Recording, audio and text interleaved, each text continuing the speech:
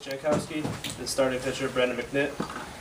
We'll begin with opening statement from the head coach, and then your questions directed towards student athletes. Student athletes will be asked to leave after their questions, and then you can ask questions to the head coach. Coach. Okay, thank you. Wow, what an incredibly intense, hard-fought game. First, I must commend Coach Rooney and Central Florida on their play tonight. That was a toe-to-toe,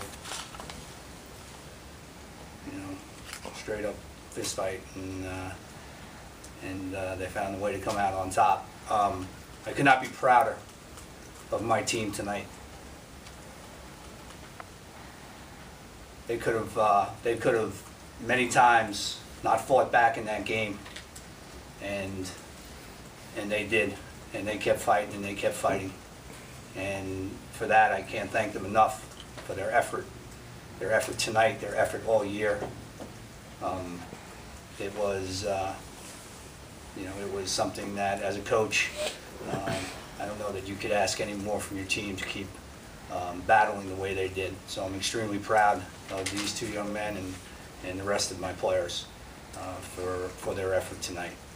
About the game itself, there are so many factors that come into a baseball game, but I think if you had to pull one thing out of this, it was about timely hitting. We scored 8 runs, and we had our share of timely hits, but their timely hits just outdid us one better, and they played errorless, and you have to credit them for that. And so they forced us to earn everything we had to earn, and so that to me was the main difference.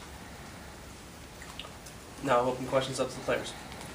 Brandon, Walter Villa from Newsday. Can you talk about how your team battled tonight and how you played overall? Our team is great. I mean, it's a real bummer came up short, but hitting was just amazing. Defense was there behind me. I mean, made one mistake, and that's how baseball is.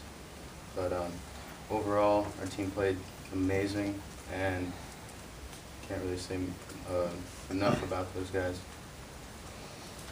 Brandon, David Ferronis, College Baseball Insider. Just the 2 home runs. What'd you throw? There were 2 sliders that just got a lot of play, and when it gets a lot of play against good hitting team, it's not going to be very good. So I mean, I always could have thrown a better pitch, but felt like that was the right pitch at the right time, but just didn't really execute it, and that's what happens. And in between those, you retired 11 straight at one point. Just that groove. Just talk about how you were feeling throughout that span. Yeah, I mean, I felt great even up to the last one. I mean, just one mistake on that last one cost me, that home run. But I mean, I felt pretty good after those first 2 innings. I started to settle down, and team backed me up, and it's a bummer, but it's baseball. Travis, talk about Willie Carmona's shot to right field up against the wall. What were you thinking? And talk about that play there. Late. Yeah, Willie put a good swing on that ball.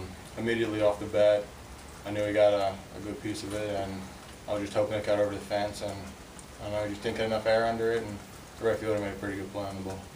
Dave Bowling, Bread House Sports Network. Travis, what similarities and differences did you see between your program and UCF? I think there were a lot of similarities.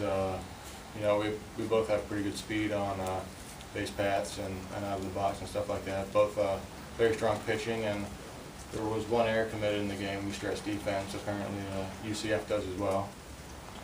Not many differences in our game. I think that's why it was such a close game.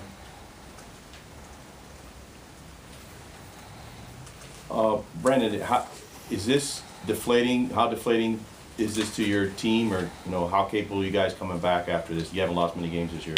Yeah, I mean, we'll be fine. We'll show up tomorrow, play baseball the same way, no matter what. We're going to try our best. We're going to try to win.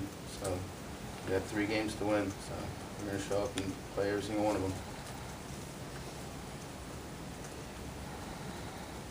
Any more questions for student athletes? Thank you, Joe. Thanks, guys. Coach, can you talk about that last bout? You had Kraus up at the plate there. What are your thoughts? I thought Kevin gave us another one of, how many times he come to the plate? 5 times? Kevin gave us 5 outstanding at-bats, ran down to the last one. And he hit that ball hard, but he just hit it right at the guy.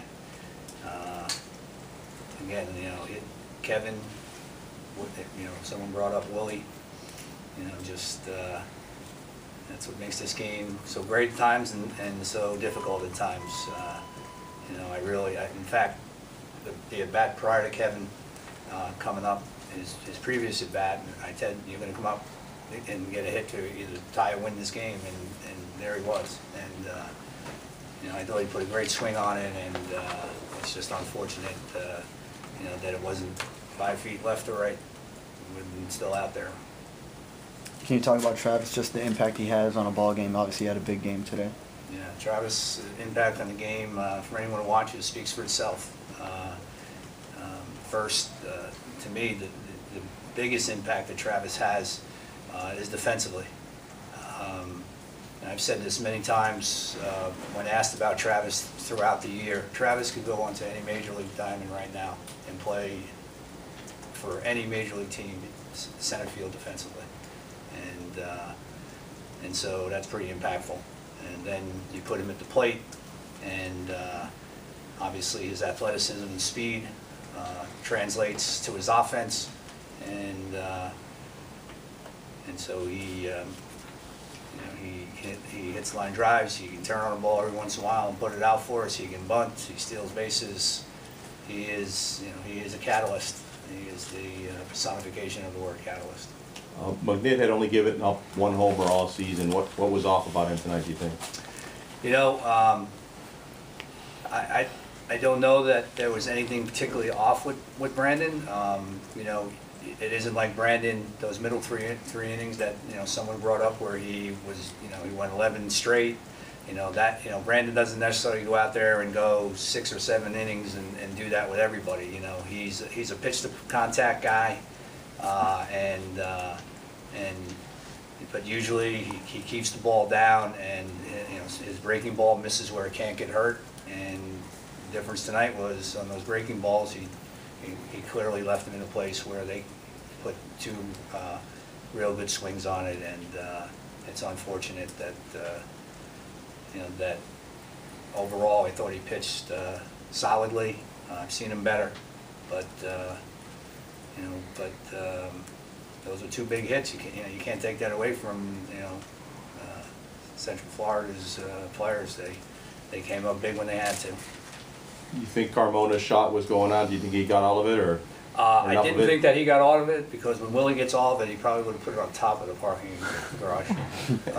But he's so strong that he hit it well enough where I was hoping, as Travis mentioned, he would get a little bit of air underneath it. The right fielder made a tremendous catch, and I think he caught it right at the fence guard, right on the top, with his wall back against it. So, the wind was blowing out a little bit to right, maybe less that point in the game, but it certainly had, as it went out there and he started backing up, I think we all thought it had a chance, but it was a great catch, and that's kind of, just like the score was 1 run, there were so many different types of those, situations, man on second in the 8th, 2 chances to knock him in, with Willie, and then, then we don't do that, and then get a guy in second, and 2 more chances to tie the game, and so it was tough. who do you got going tomorrow in the first game, and if you win, who would you go next one if you know? Well, Evan Stecco-Haley will start the first game tomorrow. He's been our number 3 all year. And then the second game, we will see how the first game works out. And, it's all hands on deck. We will throw everybody we need to win that first game, and then we'll figure out the second game after we take care of our business the first game. What can you say about the team? 5 runs down, they rally, and then 4 runs down, they almost close the entire deficit again. I'll tell you exactly what I told them there. I can't be prouder of a group of young men than this team. for their effort tonight. It was just outstanding. And to keep coming back and coming back just is a credit to each and every one of them and the makeup of this team. And I told them that that because of that effort, after we get a good night's rest tonight, if there's a team that can come out of the losers bracket, it can be us, based on the makeup and the effort of this team. Any more questions? Coach Ken Carpenter, Valencia Voice. Were you able to see much of it at all of Missouri State? Yes, we actually saw both of Missouri State's games. Missouri State is a very solid team. You know, their two starting pitchers were, you know, nothing short of terrific. And the word is I think I heard somewhere where they say they basically have 3 number ones. So, you know, I think they have the best third run average in the country, and we're going to see one of their weekend guys tomorrow, and it's going to be a tremendous challenge for us. But we knew coming into this tournament that it was going to be you know, a tremendous challenge, and you know, they played outstanding today. You know, they really swung it great, and you know, they'll be a difficult challenge for us. But I think that again, coming in here was going to be that, and we know that, and we'll be prepared. Coach Brandon just talked about it before he left. What have you noticed from this group of players bouncing back from the rare losses this season? You know, I think that I think their resiliency just comes from a confidence level, and also there's an experience level with this group that you know, they feel confident, and they know that they've been in these situations before, and because of that, they're going to keep playing and playing until the final out takes place, and so, you know, I think that's probably the two things that come to mind besides just their mental toughness and their resiliency. You know, there's their confidence and experience. Thank you, Coach. Thank you. Thank you, Thank you. everyone.